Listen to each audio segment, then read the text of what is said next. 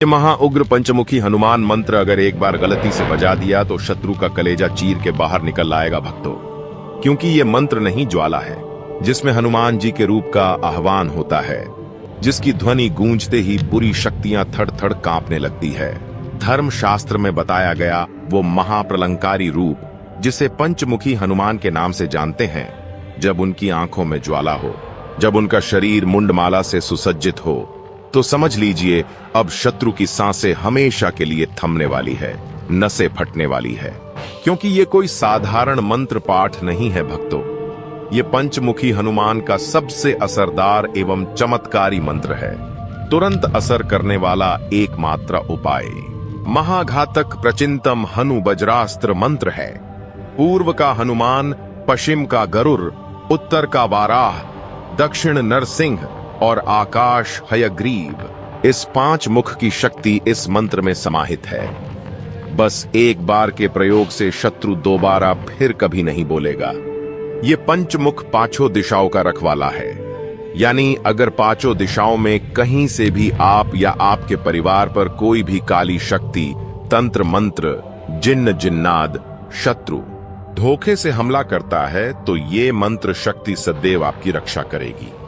इस मंत्र के प्रभाव से आपकी तरक्की दिन दुगुनी और रात चौगुनी होगी, जिसे देखकर आपके शत्रु का कलेजा फटकर बाहर आएगा भक्तों। इसके लिए केवल आपको हनुमान जी की फोटो या मूर्ति के सामने अपनी अर्जी लगाते हुए सांख्य के अनुसार इस दिव्य मंत्र पाठ का पूरा 108 बार श्रवण करें। ऐसा करते ही जीवन में अद्भुत परिणाम दिखने लगेंगे। शत्रु का जीवन नरक से भी बदतर बना देगा। शत्रु मृत्यु की भीख मांगेगा परंतु उसकी मौत नहीं आएगी। करके जरूर देखना, आज ही पता लग जाएगा।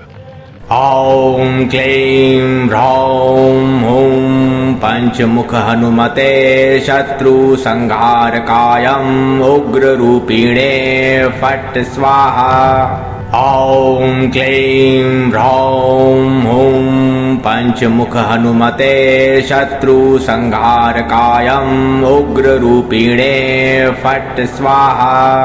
ॐ क्लीं ह्रौं हूं पंचमुख हनुमते शत्रु संहारकायं उग्ररूपिणे फट् स्वाहा। ॐ क्लीं ह्रौं हूं पंचमुख हनुमते शत्रु संहारकायं उग्ररूपिणे फट् स्वाहा। ॐ क्लीं ह्रौं हूं पंचमुख हनुमते शत्रु संहारकायं उग्ररूपिणे फट् स्वाहा। ॐ क्लीं ह्रौं हूं पंचमुख हनुमते शत्रु संहारकायं उग्ररूपिणे फट् स्वाहा। ॐ क्लीं ह्रौं हूं पंचमुख हनुमते शत्रु संहारकायं उग्ररूपिणे फट् स्वाहा। ॐ क्लीं ह्रौं हूं पंचमुख हनुमते शत्रु संहारकायं उग्ररूपिणे फट् स्वाहा। ॐ क्लीं ह्रौं हूं पंचमुख हनुमते शत्रु संहारकायं उग्ररूपिणे फट् स्वाहा। ॐ क्लीं ह्रौं हूं पंचमुख हनुमते शत्रु संहारकायं उग्ररूपिणे फट् स्वाहा। ॐ क्लीं ह्रौं हूं पंचमुख हनुमते शत्रु संहारकायं उग्ररूपिणे फट् स्वाहा। ॐ क्लीं ह्रौं हूं पंचमुख हनुमते शत्रु संहारकायं उग्ररूपिणे फट् स्वाहा। ॐ क्लीं ह्रौं हूं पंचमुख हनुमते शत्रु संहारकायं उग्ररूपिणे फट् स्वाहा। ॐ क्लीं ह्रौं हूं पंचमुख हनुमते शत्रु संहारकायं उग्ररूपिणे फट् स्वाहा। ॐ क्लीं ह्रौं हुं पंचमुख हनुमते शत्रुसंहारकाय उग्ररूपिणे फट् स्वाहा। ॐ क्लीं ह्रौं हुं पंचमुख हनुमते शत्रुसंहारकाय उग्ररूपिणे फट् स्वाहा। ॐ क्लीं ह्रौं हुं पंचमुख हनुमते शत्रुसंहारकाय उग्ररूपिणे फट् स्वाहा। ॐ क्लीं ह्रौं हुं पंचमुख हनुमते शत्रुसंहारकाय उग्ररूपिणे फट् स्वाहा। ॐ क्लीं ह्रौं हुं पंचमुख हनुमते शत्रुसंहारकाय उग्ररूपिणे फट् स्वाहा। ॐ क्लीं ह्रौं हुं पंचमुख हनुमते शत्रुसंहारकाय उग्ररूपिणे फट् स्वाहा। ॐ क्लीं ह्रौं हुं पंचमुख हनुमते शत्रुसंहारकाय उग्ररूपिणे फट् स्वाहा। ॐ क्लीं ह्रौं हुं पंचमुख हनुमते शत्रुसंहारकाय उग्ररूपिणे फट् स्वाहा। ॐ क्लीं ह्रौं हुं पंचमुख हनुमते शत्रुसंहारकाय उग्ररूपिणे फट् स्वाहा। ॐ क्लीं ह्रौं हुं पंचमुख हनुमते शत्रुसंहारकाय उग्ररूपिणे फट् स्वाहा। ॐ क्लीं ह्रौं हुं पंचमुख हनुमते शत्रुसंहारकाय उग्ररूपिणे फट् स्वाहा।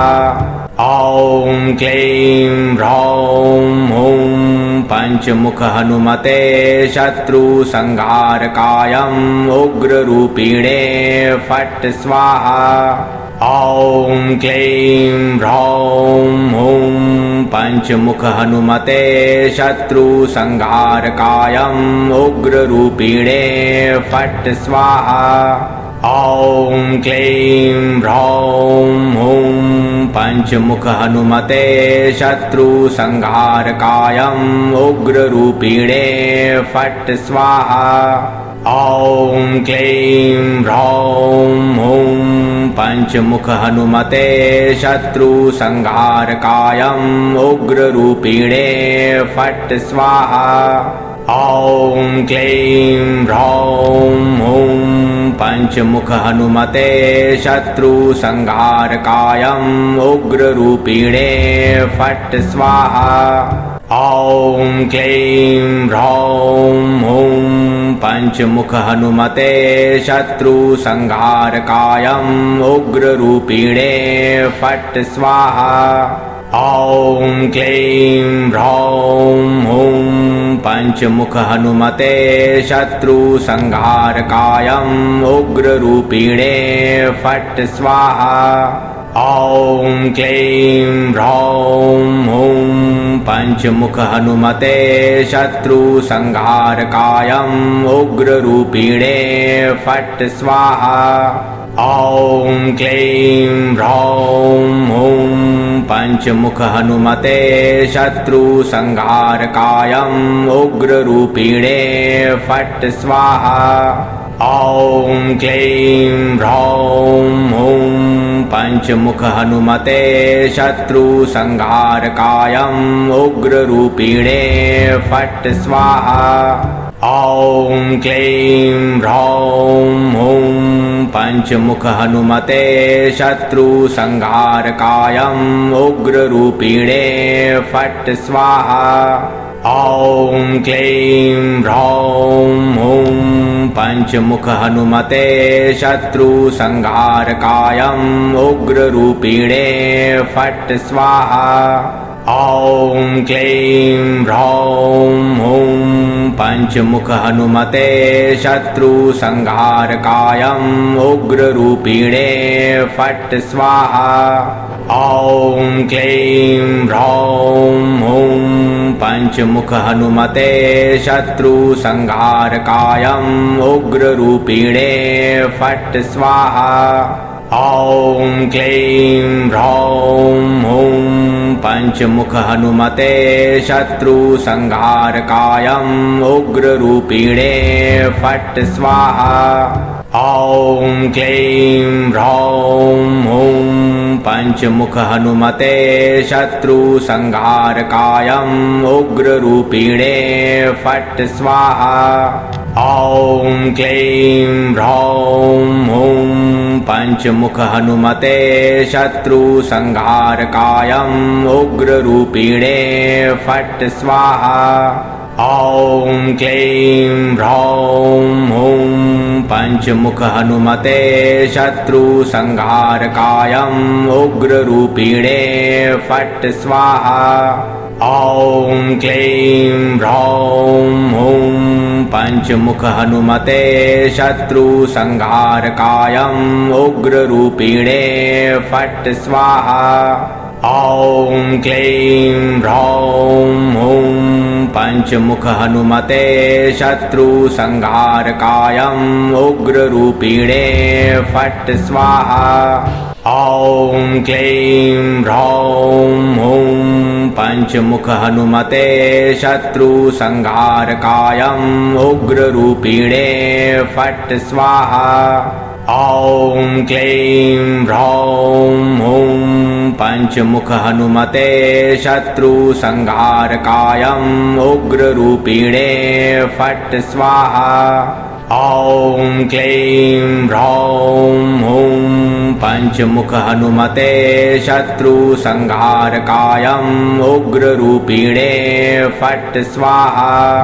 ॐ क्लीं ह्रौं हुं पंचमुख हनुमते शत्रुसंहारकायम् उग्ररूपिणे फट् स्वाहा। ॐ क्लीं ह्रौं हुं पंचमुख हनुमते शत्रुसंहारकायम् उग्ररूपिणे फट् स्वाहा। ॐ क्लीं ह्रौं हुं पंचमुख हनुमते शत्रुसंहारकायम् उग्ररूपिणे फट् स्वाहा। ॐ क्लीं ह्रौं हुं पंचमुख हनुमते शत्रुसंहारकायम् उग्ररूपिणे फट् स्वाहा। ॐ क्लीं ह्रौं हुं पंचमुख हनुमते शत्रुसंहारकायम् उग्ररूपिणे फट् स्वाहा। ॐ क्लीं ह्रौं हुं पंचमुख हनुमते शत्रुसंहारकायम् उग्ररूपिणे फट् स्वाहा। ॐ क्लीं ह्रौं हुं पंचमुख हनुमते शत्रुसंहारकायम् उग्ररूपिणे फट् स्वाहा। ॐ क्लीं ह्रौं हुं पंचमुख हनुमते शत्रुसंहारकायम् उग्ररूपिणे फट् स्वाहा। ॐ क्लीं ह्रौं हुं पंचमुख हनुमते शत्रुसंहारकायम् उग्ररूपिणे फट् स्वाहा। ॐ क्लीं ह्रौं हुं पंचमुख हनुमते शत्रुसंहारकायम् उग्ररूपिणे फट् स्वाहा। ॐ क्लीं ह्रौं हुं पंचमुख हनुमते शत्रुसंहारकायम् उग्ररूपिणे फट् स्वाहा। ॐ क्लीं ह्रौं हुं पंचमुख हनुमते शत्रुसंहारकायम् उग्ररूपिणे फट् स्वाहा।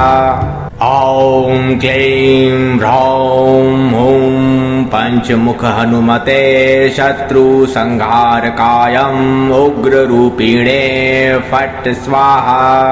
ॐ क्लीं ह्रौं हुं पंचमुख हनुमते शत्रुसंहारकायं उग्ररूपिणे फट् स्वाहा। ॐ क्लीं ह्रौं हुं पंचमुख हनुमते शत्रुसंहारकायं उग्ररूपिणे फट् स्वाहा।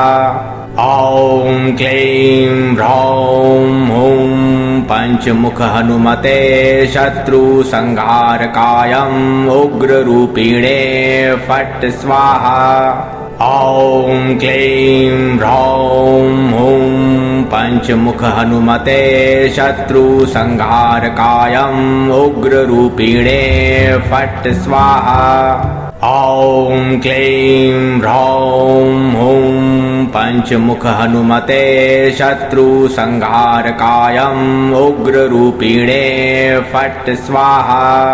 ॐ क्लीं ह्रौं हुं पंचमुख हनुमते शत्रुसंहारकायं उग्ररूपिणे फट् स्वाहा। ॐ क्लीं ह्रौं हुं पंचमुख हनुमते शत्रुसंहारकायं उग्ररूपिणे फट् स्वाहा। ॐ क्लीं ह्रौं हुं पंचमुख हनुमते शत्रुसंहारकायं उग्ररूपिणे फट् स्वाहा। ॐ क्लीं ह्रौं हुं पंचमुख हनुमते शत्रुसंहारकायं उग्ररूपिणे फट् स्वाहा। ॐ क्लीं ह्रौं हुं पंचमुख हनुमते शत्रुसंहारकायं उग्ररूपिणे फट् स्वाहा। ॐ क्लीं ह्रौं हुं पंचमुख हनुमते शत्रुसंहारकायं उग्ररूपिणे फट् स्वाहा। ॐ क्लीं ह्रौं हुं पंचमुख हनुमते शत्रुसंहारकायं उग्ररूपिणे फट् स्वाहा। ॐ क्लीं ह्रौं हुं पंचमुख हनुमते शत्रुसंहारकायं उग्ररूपिणे फट् स्वाहा। ॐ क्लीं ह्रौं हुं पंचमुख हनुमते शत्रुसंहारकायं उग्ररूपिणे फट् स्वाहा। ॐ क्लीं ह्रौं हुं पंचमुख हनुमते शत्रुसंहारकायं उग्ररूपिणे फट् स्वाहा। ॐ क्लीं ह्रौं हुं पंचमुख हनुमते शत्रुसंहारकायं उग्ररूपिणे फट् स्वाहा। ॐ क्लीं ह्रौं हुं पंचमुख हनुमते शत्रुसंहारकायं उग्ररूपिणे फट् स्वाहा। ॐ क्लीं ह्रौं हुं पंचमुख हनुमते शत्रुसंहारकायं उग्ररूपिणे फट् स्वाहा। ॐ क्लीं ह्रौं हुं पंचमुख हनुमते शत्रुसंहारकायं उग्ररूपिणे फट् स्वाहा। ॐ क्लीं ह्रौं हुं पंचमुख हनुमते शत्रुसंहारकायं उग्ररूपिणे फट् स्वाहा। ॐ क्लीं ह्रौं हुं पंचमुख हनुमते शत्रुसंहारकायं उग्ररूपिणे फट् स्वाहा। ॐ क्लीं ह्रौं हुं पंचमुख हनुमते शत्रुसंहारकायं उग्ररूपिणे फट् स्वाहा। ॐ क्लीं ह्रौं हुं पंचमुख हनुमते शत्रुसंहारकायम् उग्ररूपिणे फट् स्वाहा।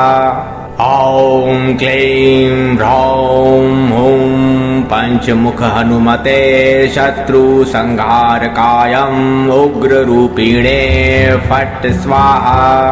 ॐ क्लीं ह्रौं हुं पंचमुख हनुमते शत्रुसंहारकायम् उग्ररूपिणे फट् स्वाहा।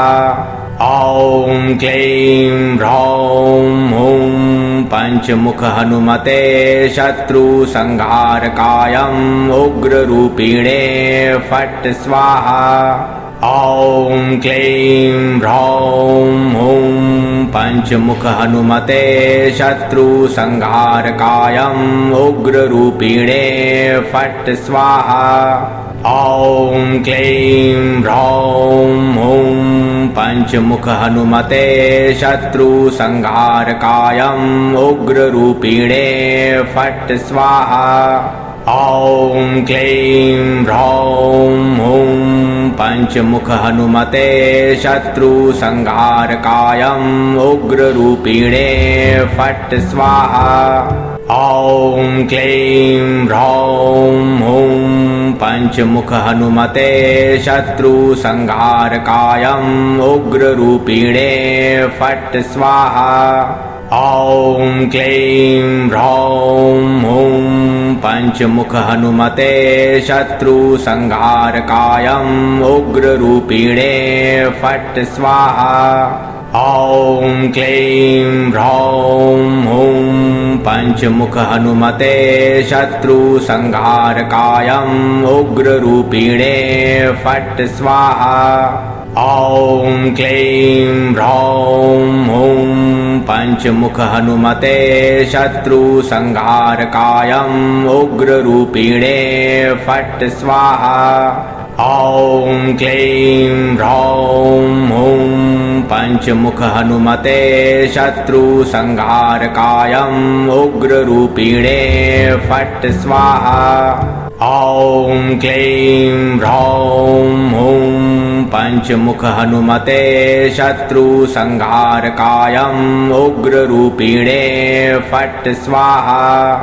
ॐ क्लीं ह्रौं हुं पंचमुख हनुमते शत्रुसंहारकायम् उग्ररूपिणे फट् स्वाहा। ॐ क्लीं ह्रौं हुं पंचमुख हनुमते शत्रुसंहारकायम् उग्ररूपिणे फट् स्वाहा।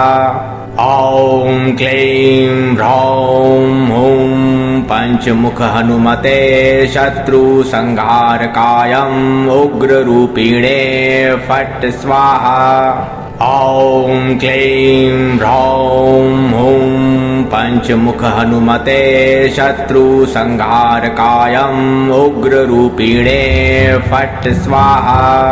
ॐ क्लीं ह्रौं हुं पंचमुख हनुमते शत्रुसंहारकायम् उग्ररूपिणे फट् स्वाहा। ॐ क्लीं ह्रौं हुं पंचमुख हनुमते शत्रुसंहारकायम् उग्ररूपिणे फट् स्वाहा। ॐ क्लीं ह्रौं हुं पंचमुख हनुमते शत्रुसंहारकायम् उग्ररूपिणे फट् स्वाहा। ॐ क्लीं ह्रौं हुं पंचमुख हनुमते शत्रुसंहारकायम् उग्ररूपिणे फट् स्वाहा। ॐ क्लीं ह्रौं हुं पंचमुख हनुमते शत्रुसंहारकायम् उग्ररूपिणे फट् स्वाहा। ॐ क्लीं ह्रौं हुं पंचमुख हनुमते शत्रुसंहारकायम् उग्ररूपिणे फट् स्वाहा। ॐ क्लीं ह्रौं हुं पंचमुख हनुमते शत्रुसंहारकायम् उग्ररूपिणे फट् स्वाहा। ॐ क्लीं ह्रौं हुं पञ्चमुख हनुमते शत्रुसंहारकायं उग्ररूपिणे फट् स्वाहा। ॐ क्लीं ह्रौं हुं पञ्चमुख हनुमते शत्रुसंहारकायं उग्ररूपिणे फट् स्वाहा। ॐ क्लीं ह्रौं हुं पञ्चमुख हनुमते शत्रुसंहारकायं उग्ररूपिणे फट् स्वाहा।